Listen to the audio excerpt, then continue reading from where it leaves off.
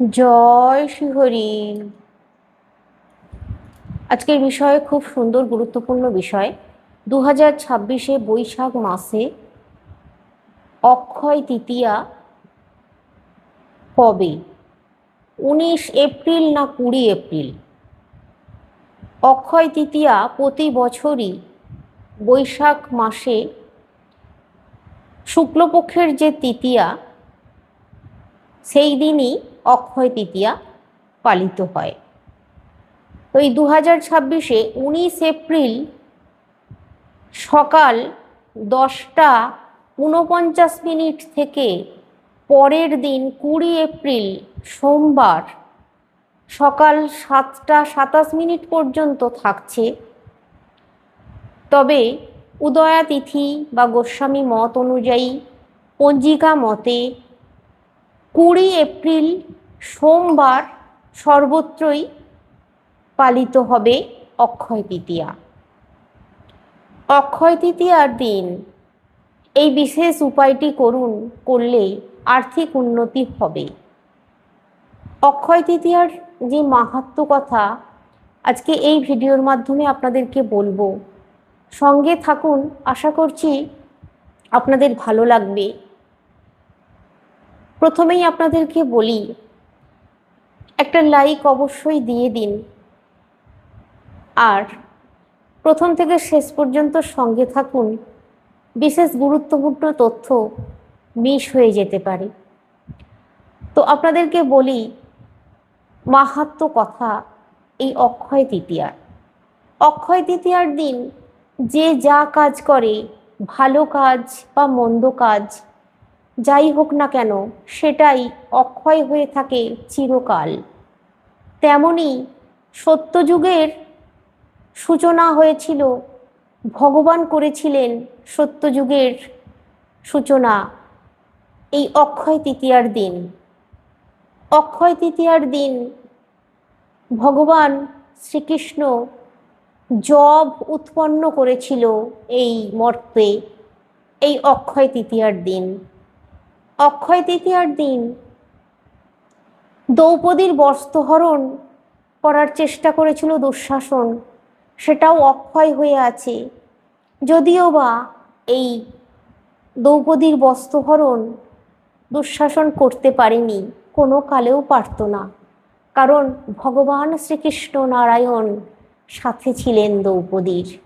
দ্রৌপদী ভগবান শ্রীকৃষ্ণকে মন প্রাণ ভরে প্রার্থনা করেছিলেন, ডেকেছিলেন তাকে বাঁচানোর জন্য। আর ভগবান শ্রীকৃষ্ণ দয়ালু দয়াল ঠাকুর, তিনি সাড়া দিয়েছিলেন তার ডাকে। টন টন বস্ত্র দ্রৌপদীকে দিয়েছিলেন, যে বস্ত্র কোনোদিন কোনো কালে কেড়ে কেউ শেষ করতে পারবে না। এবার আপনাদেরকে বলি, ভগীরথ নামে এক রাজা ছিলেন। আর এই ভগীরথ রাজা তার পূর্বপুরুষদের উদ্ধার করার জন্য মা ভাগীরথী গঙ্গার কাছে প্রার্থনা করেছিলেন। আর মা ভাগীরথী গঙ্গা তার প্রার্থনায় তুষ্ট হয়ে এই অক্ষয় তৃতীয়ার দিন মর্তলোকে আগমন ঘটেছিল মা গঙ্গা দেবীর।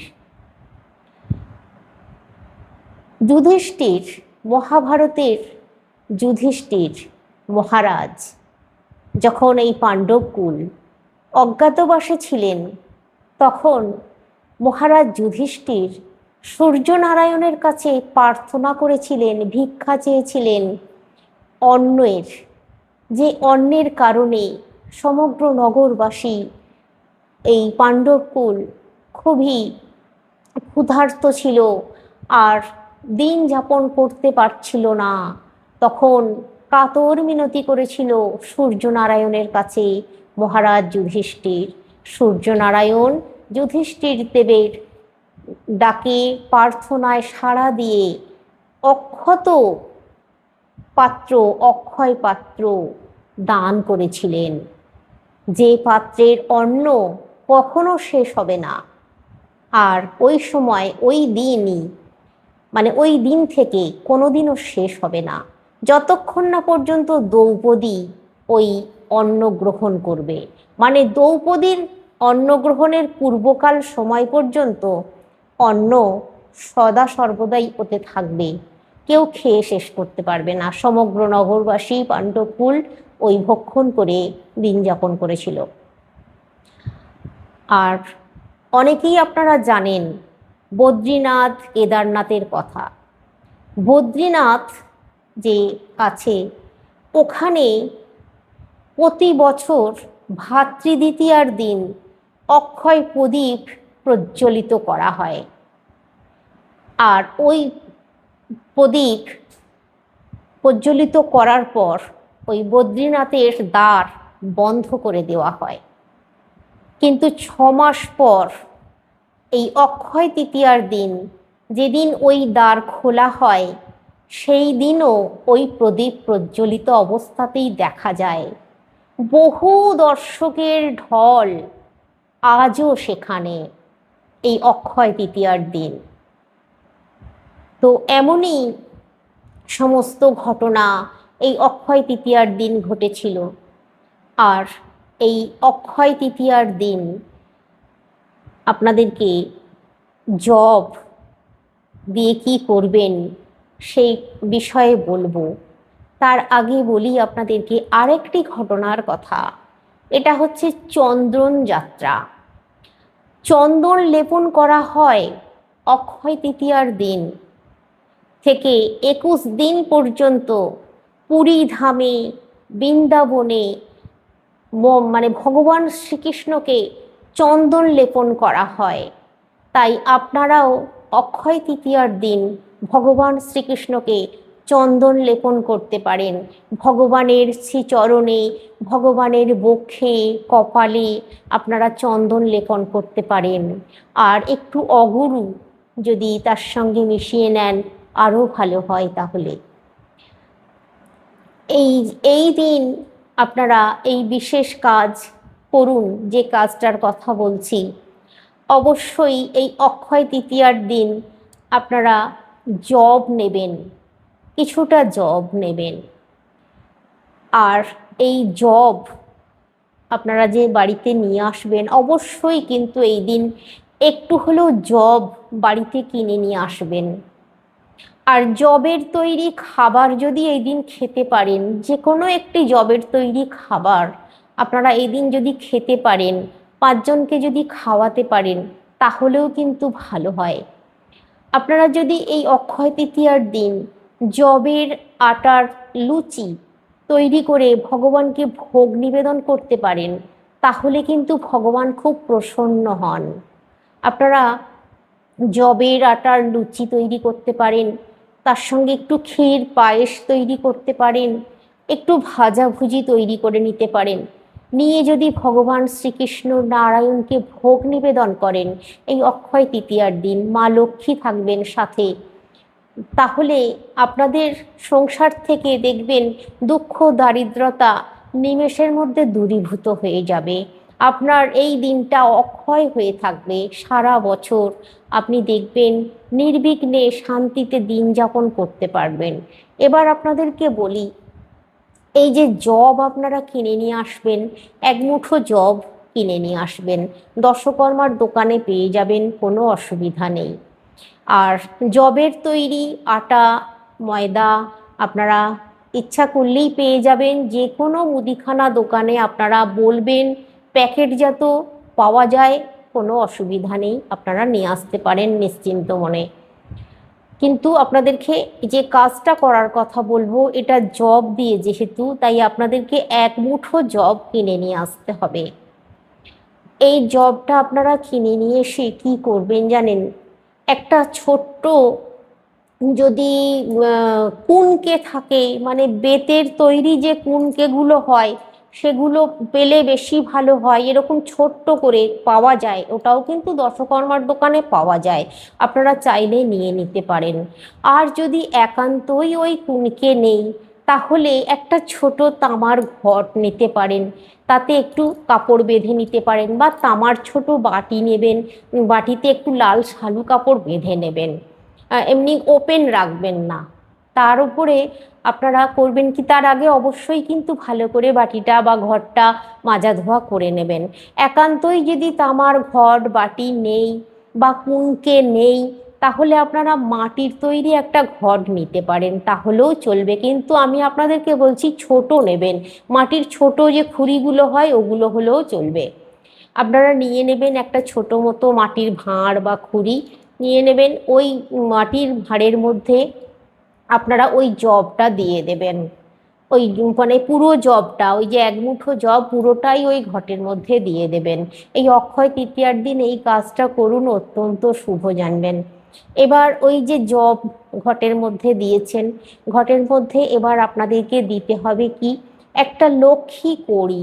লক্ষ্মী কড়ি একটা ঘটের উপরে দিয়ে দিতে হবে। আর একটা ছোট্ট হলুদের গাঁট ওই জবের উপরে দিয়ে দিতে হবে, ছোট্ট মতন। এবার এগুলো দিলেন, কড়ি দিলেন, হলুদের গাঁট দিলেন। এবার আপনারা 1 টাকার একটা ছোট কয়েন দিয়ে দিতে পারেন, অবশ্যই দেবেন ওটাও। এই জিনিসগুলো আপনারা ওর মধ্যে দেবেন।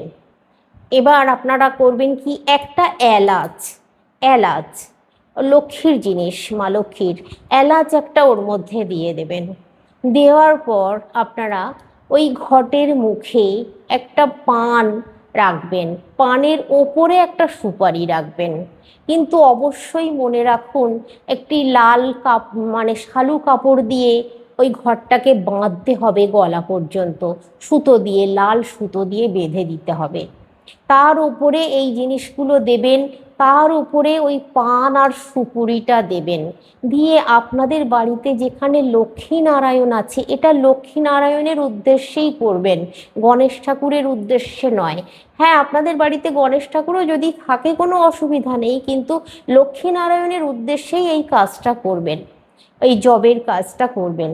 এবার আপনারা ওই যে তৈরি করলেন যেটা, ওটাকে নিয়ে আপনাদেরকে ঠাকুরের সামনে রাখতে হবে। আপনারা একটা চৌকির ওপরেও রাখতে পারেন, যদি ঠাকুরের সামনে একদম জায়গা না থাকে, তাহলে পূর্ব দিক অথবা উত্তর দিকে একটা ছোট চৌকির ওপরে বা একটা পিঁড়ে পেতে তার উপরে রাখবেন। রেখে আপনারা অবশ্যই একটা ঘিয়ের প্রদীপ প্রজ্বলিত করতে হবে।